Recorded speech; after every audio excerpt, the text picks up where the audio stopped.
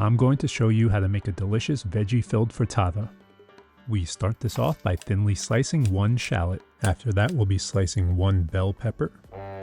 I like a little more variety, so I'm taking 1/2 of each of these. You can use however many different colors that you like. All you have to do is cut off the top, then trim around the core, take that out, and remove any other seeds that are left behind. Slice them up so they end up looking just like this. Next, you're going to need 4 ounces of spinach. I recommend roughly chopping them up just like this so you don't end up with huge soggy leaves inside of the frittata at the end. The final thing that we need to chop is 4 slices of bacon. Pancetta also works really well, but if you're not a fan of pork, you can leave this out completely. Now we're going to crack and scramble 6 eggs. With this number of eggs, the vegetables are really going to stand out, so if you want something that's slightly eggier, add 2 or 3 more eggs. Now to start the cooking process, we're going to cook the bacon until crispy.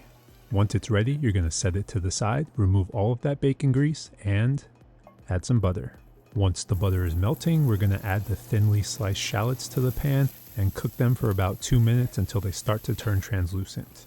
And now it's time to add the sliced bell pepper. Once those were in, I seasoned everything with a big pinch of ground black pepper as well as a big pinch of salt. After that, we're going to cook everything on medium heat for about 4 or 5 more minutes until the peppers have started to soften and are looking just like this. Once the peppers are ready, it's time to add the chopped up spinach. Once it's in, stir very carefully so you don't lose any spinach and cook until it's been completely wilted. This should only take another 3 or 4 minutes. Now that the veggies are all ready, it's time to add the bacon back in and mix everything together until it's well combined. Once you feel that everything has been mixed well and evenly distributed, it's time to add the eggs.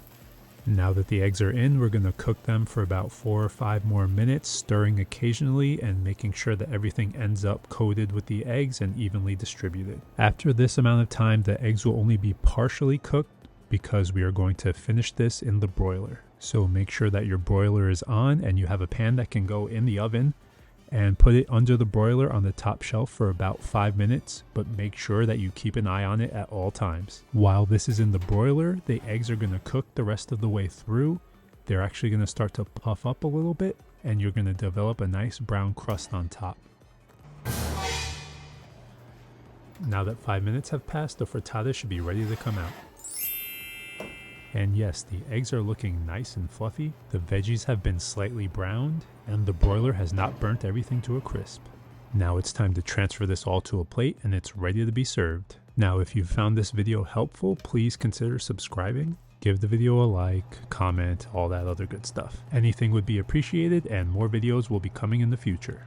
Now let's serve this up. This frittata is great because you're able to get in a lot of vegetables for breakfast, something in my case at least doesn't happen often enough. It's quick and easy to make and you're likely going to have leftovers for another day or 2. Of course, not to mention that it's also really delicious. So be sure to keep this video in mind when you're looking for a nice healthy breakfast option. Now if you're looking for something a little sweeter for breakfast, click on this video right here.